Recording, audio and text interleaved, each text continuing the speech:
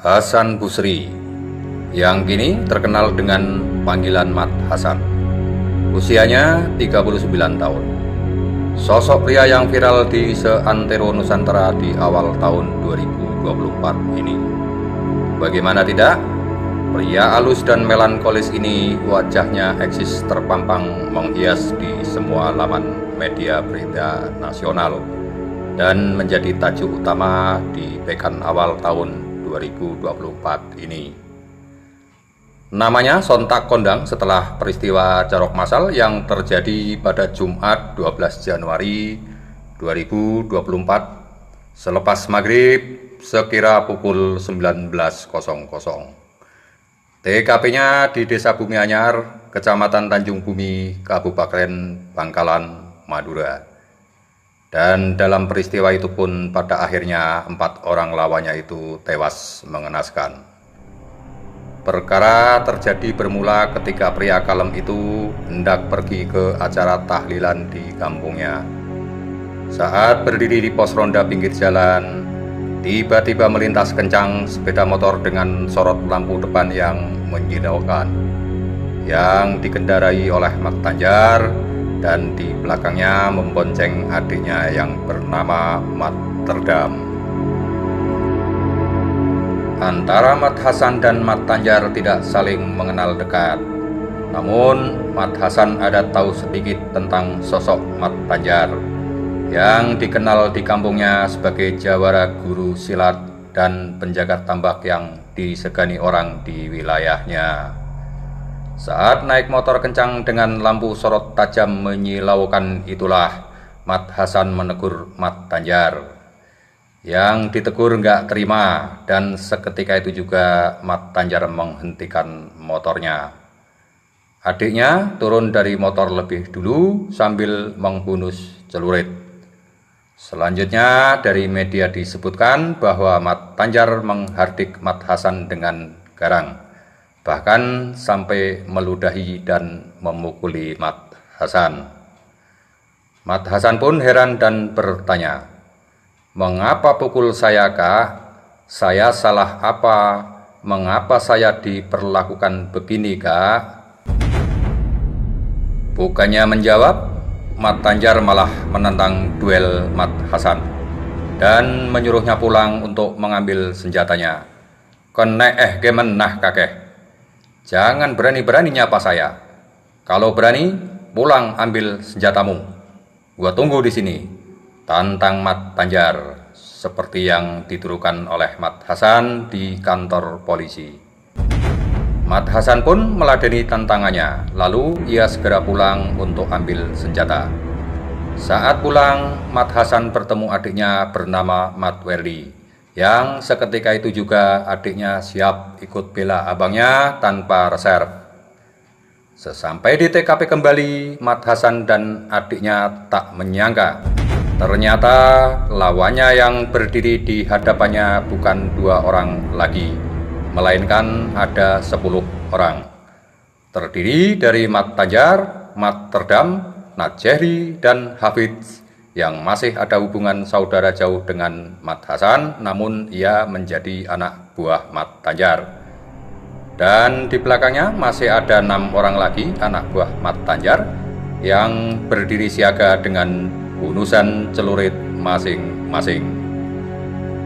Dalam hitungan detik, tak ayal peristiwa pertumpahan darah itu pun pecah, membahana, membelah keheningan rembang petang di bumi Bangkalan itu.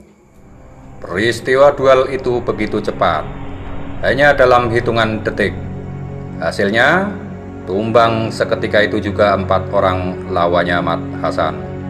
Terdiri dari Mat Tanjar, adiknya yang bernama Mat Terdam, lalu Najeri, kemudian Hafid. Mereka semua tewas tercabik bersimbah darah mengenaskan.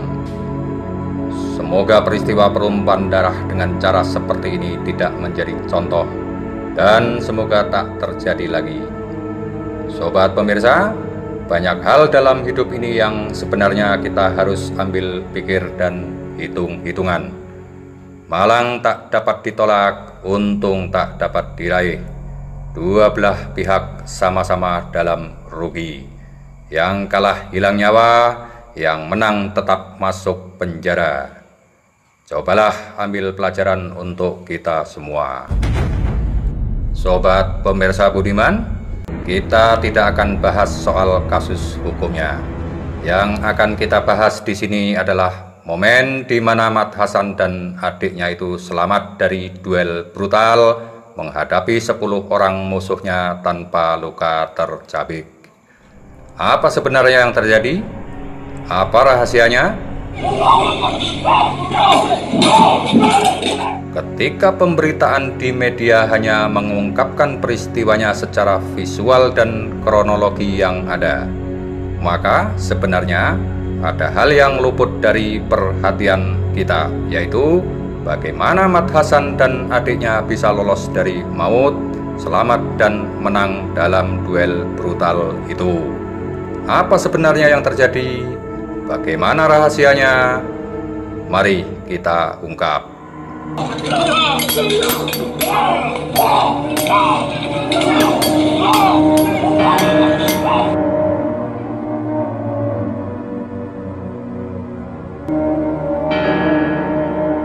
Sobat pemirsa, dalam teori pertarungan ada 3 instrumen strategi untuk memenangkan pertarungan itu, yaitu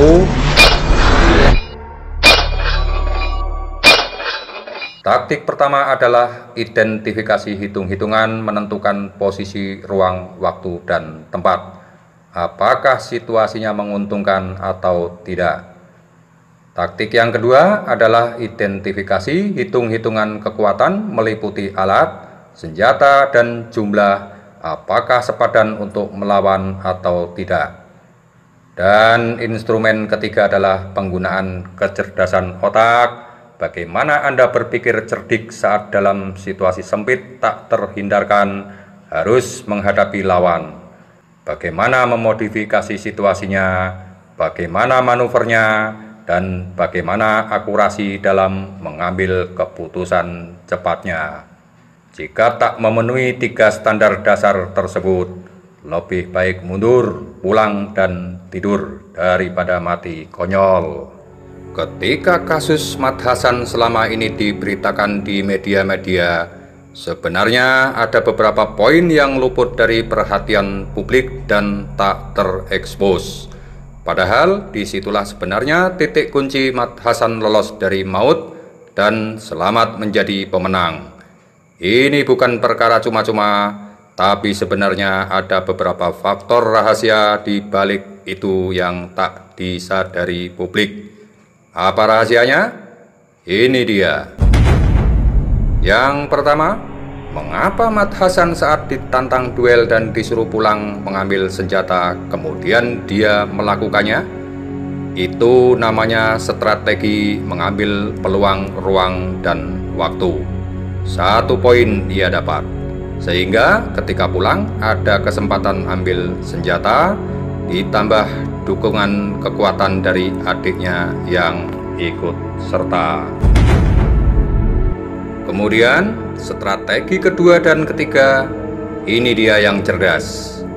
Ketika Mat Hasan kembali ke TKP, ia telah melengkapi dirinya dengan mengenakan jaket berbahan denim atau lazim disebut jaket Levi's. Ini namanya strategi perlindungan diri. Kemudian tak lupa ditambah Mat Hasan mendapat bekal mantra doa sakti. Sebab diketahui saat pulang ke rumah, ia sempatkan pamit ke ibundanya mohon doa restu. Walaupun ibundanya keberatan, tetapi ini adalah bekal spirit yang dahsyat, yang sesungguhnya. Bagaimanapun kegundahan yang dirasakan ibundanya, tetap saja beliau pasti mengiringi kepergian putranya dengan iringan mantra doa. Dan kita tahu, doa seorang ibu itu sangat manjur. Nah, pemirsa, sekarang bagaimana bisa hanya soal jaket Levi's tetapi sangat berpengaruh dalam duel bersenjata tajam? Ini penjelasan ilmiahnya. Jaket denim awalnya disebut Serge de Nimes, kemudian dikenal dengan sebutan denim.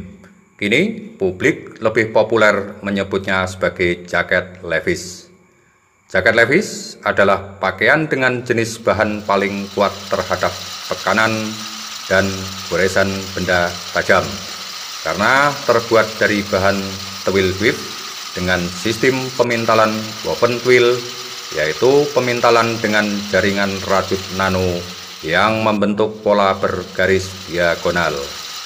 Awalnya, pakaian berbahan denim ini digunakan sekitar tahun 1873 oleh para pekerja tambang di Amerika sebagai pakaian safety kerja di lingkungan ekstrim.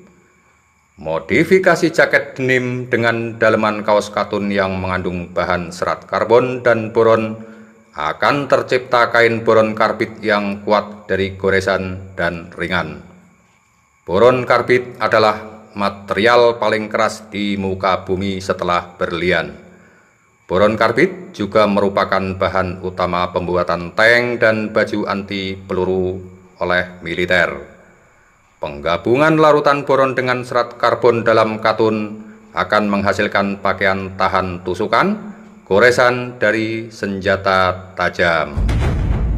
Pada citra grafis skala nano, ketika benda tajam menyabet ke permukaan jaringan denim ini, maka tampak bilah senjata yang melengkung dan tajam itu hanya merupakan benda bidang lingkar yang dimembalkan kembali atau ada gaya tendang balik oleh jaringan serat boron pada jaket Levi's yang dipakai tersebut. Begitu pula jika ada benda runcing tajam menusuk ke permukaan jaket denim ini, maka ujung benda tajam yang lancip itu hanyalah seperti bidang tumpul martil yang dimembalkan kembali oleh sifat serat boron karbit pada jaket tersebut.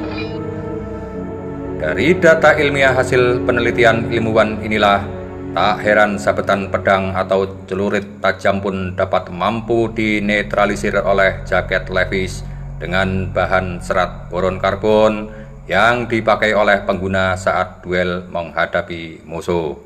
Sobat pemirsa, dari semua ulasan di atas, inilah poin-poin faktor di mana Mat Hasan dan adiknya bisa selamat dalam duel menghadapi lawan 10 orang itu. Poin pertama, ini menjadi faktor utama, di mana Mat Hasan dan adiknya telah membekali dirinya dengan senjata yang paling ampuh, yaitu mantra doa ibundanya. Faktor kedua, Mat Hasan memiliki pengalaman silat dan berguru di Kalimantan. Ini juga berpengaruh kuat untuk skill manuver dalam pertarungan. Nah, kalau saya pribadi nggak punya ilmu silat, megang golok saja gemetaran. Jadi kalau saya mengalami kasus seperti ini, ditantang orang, saya pilih pulang sajalah, atau melapor ke polisi saja. Kalau diajak orang, gampang jawabannya. Bukannya saya nggak berani mas, tapi karena malu. Udah, begitu saja alasannya. Nggak bikin kita miskin kok. Nah, kemudian faktor ketiga Mat Hasan bisa menang dan selamat. Mat Hasan dan adiknya ini punya bekal mental kuat yang dipadukan dengan kecerdasan otak, mampu membaca situasi dan memodifikasinya. Kemudian ikhtiar dengan memakai jaket Levi's ketika tahu lawannya hanya mengenakan sarung dan hem saja. Bagi santri yang berguru di pondok pesantren tradisional dan apalagi bagi jemaah Torekot, hal-hal melindungi diri sudah bukan hal asing lagi. Pasti di pesantren akan diajarkan bekal perlindungan diri oleh kiainya atau gurunya. Begitu pula Mat Hasan, Publik sudah tahu karena media telah mengungkapkan bahwa ia pernah berguru di Kalimantan dan pernah belajar silat. Dan saat duel, ia memakai jaket Levi's. Kita tidak tahu apakah Mat Hasan memakai baju anti sajam profesional, tapi yang jelas bertarung memakai jaket Levi's lebih safety ketimbang memakai helm. Itu hukum fisika. Sobat pemirsa, kami tidak merekomendasikan Anda untuk memakai baju anti sajam dan melafazkan doa perlindungan diri ini dalam rangka niatan untuk melakukan aktivitas kriminal, kezaliman, atau menjadikan timbulnya sifat angkuh dan sombong, siapapun dan dimanapun. Namun, bagi yang karena pekerjaannya memang membutuhkan antisipasi perlindungan badan dan diri dari ancaman kejahatan, silakan doa ini diamalkan. Kemudian, memenuhi ikhtiarnya dengan menggunakan pakaian anti sajam. Di market, harga pasaran yang termurah satu set sekitar 3-5 juta rupiah. Yang baju anti peluru termurah harganya 10 juta ke atas. Untuk lafaz doa perlindungan diri saat darurat menghadapi situasi keburukan, bala, naas dan musuh yang zolim tak terhindarkan, silahkan lihat di deskripsi. Lafaz mantra doa ini dari ajaran pesantren kuno. Mohon untuk tidak disalahgunakan. Demikian sobat pemirsa, tetaplah hidup dalam santun dan berbudi luhur. Sabar, tawakal hanya kepada Allah Subhanahu wa Ta'ala saja. Hindari sifat angkuh, sombong, dan angkara murka, sebab nanti Allah akan memberi kita lawan atau musuh tandingannya. Salam keselamatan.